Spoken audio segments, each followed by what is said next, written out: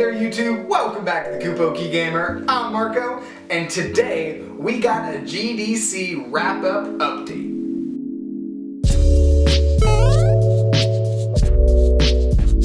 So today on the Kupo Key Gamer, we're going to be going over 3 different topics revolving around the GDC that just wrapped up.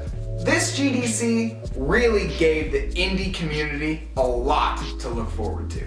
Indie titles have been catching so much momentum lately, and the GDC is such a great opportunity for a lot of these smaller developers to showcase what they've been working on. There were a ton of awesome indie experiences that were revealed at this GDC, but we're going to be talking about 2 specific ones that we're crazy excited about getting our hands on. The first indie title we're going to be talking about that was brought to us this GDC was Harel Halibut. It's always me who has to get his hands dirty. Headquarters said to prepare for a messy crime scene, but this is textbook work out of a slasher movie. I knew I should have stayed in bed today. Harold! Stop daydreaming! And don't forget to fix the light after cleaning up the paint. Sometimes I do wonder what life would have been like on Earth. Harel Halibut, a handcrafted adventure, is being developed and brought to us by Slow Bros, a group of German artists who are working really hard to make this shine. Now this game, its art direction is something that we really haven't seen a lot in gaming. Now the game models for this game come from these awesome clay figures that they'd made for like stop motion sorts of productions. From there, they scanned them into the software and used them as the actual character models. From what we saw at the GDC, these models did not have facial animations. Apparently though, in the final version, we're going to be getting a lot of really awesome facial animations brought to you from the studio. This game's story is definitely out of the ordinary. I really recommend you checking out Slow Bros. From what they've been showing, they have a whole lot of really great ideas, and their execution looks phenomenal. So if you enjoy stop motion, and you enjoy the kind of kooky and zaniness that it brings, I really recommend checking out Harel Halibut. The next title that caught our eye from the indie scene at the GDC was Right of Ilk.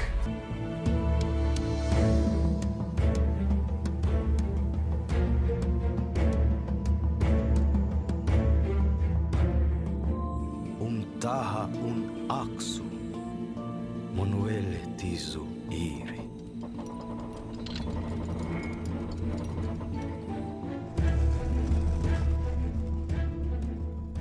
Right of Ilk is being developed by Turtleneck Studios. The release date for this game is still up in the air, so expect to see some updates coming in the near future. This game so far has been winning a lot of indie awards, and for really good reason. From the art direction to the gameplay, this game is really standing out. Right of Ilk is based around a co-op puzzle solving experience. Both of your characters are bound to each other by a rope. This dynamic is really going to make gameplay interesting. From the rock climbing to the zip line that you must do with a partner, there's so many parts of this game that just look like a crazy amount of fun. Right of Ilk revolves around 2 young ilk, as they're called.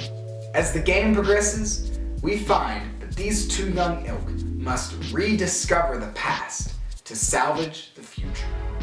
The art style in this game is breathtakingly beautiful.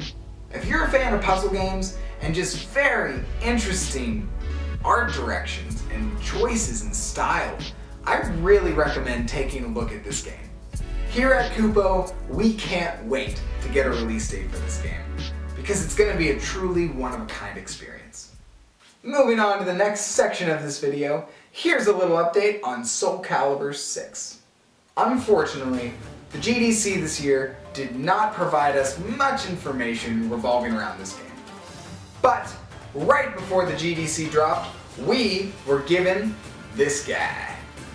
The beautiful new character we got was Geralt. For those of you who are not too familiar, Geralt is from The Witcher 3. My experience with The Witcher 3 is rather limited. But putting that aside, I'm really excited to see this guy in the roster. So if you're a Witcher fan, look forward to this dude coming in and being on your Soul Calibur 6 roster. The final section that we wanted to talk about for the GDC was the Game Developers Choice Awards. So the Game Developers Choice Awards are given out to outstanding developers in games. Now there were 4 specifically that really touched my heart, that I really wanted to at least inform some people about. Best Visual Art went to Cuphead, and Cuphead, so cool. Their hand-drawn animation styles, it was so perfectly executed. The difficulty of the game, the art direction of the game, the score of the game, the sound design, it was such a cool game. You're looking for a game that's gonna make your eyeballs go nuts for multiple kinds of reasons. Cuphead. Get Cuphead. Well done, Cuphead. You deserve that award. So best VR/AR game went to none other than Super Hot. Now if you haven't got your hands on this game, you're missing out. You got some homework to do. Now Super Hot is mind-bendingly crazy cool. And I mean that with a capital cool. Now to play this game in VR is nuts. I got to get a lot of hands-on VR time with Super Hot, and at the end of the sessions, I was left with puddles of sweat, and I was literally Super Hot. So look forward to a Super Hot review from us later because it's on our list. Now, the Audience Award went out to Nier Automata. Now, Nier Automata is on my list of games to pick up. I played the demo and a couple other hands-on experiences, and it was really crazy gameplay. The music design, the art direction, it was a really well-crafted, gothic-looking game. The bullet time fighting is something that really draws me in, and I'm super excited to one day get my hands on it because I've only heard good things about this game. One thing that I was really drawn to as a young gamer from Square Enix was the crispness of their character designs. On top of the graphics looking top-notch, the world building that they have in it looks really cool. So Nier Automata, well done, I'm pumped for you. I think one day you're gonna find yourself over in our neck of the woods. So the last thing I wanted to talk about in this video was the Game of the Year award given out at the GDC. So the Game of the Year went to none other than Zelda Breath of the Wild. Of course it did. Because of course it did. Like, it should. It just, yes. Good, great decision. This game deserves the title of Game of the Year. This game also won the Sound Design Award. To the birds, to the wind, to the streams, to just... their nature sound design was just beautiful. As someone who's worked with a lot of sound design before, I really appreciated the attention to detail that they did with this game. Now this about wraps up our GDC coverage, and there's a lot that we didn't get to cover. As someone who truly, genuinely loves games, and I'm assuming you do too, I really recommend looking up a bunch of the indie titles that we didn't get to cover.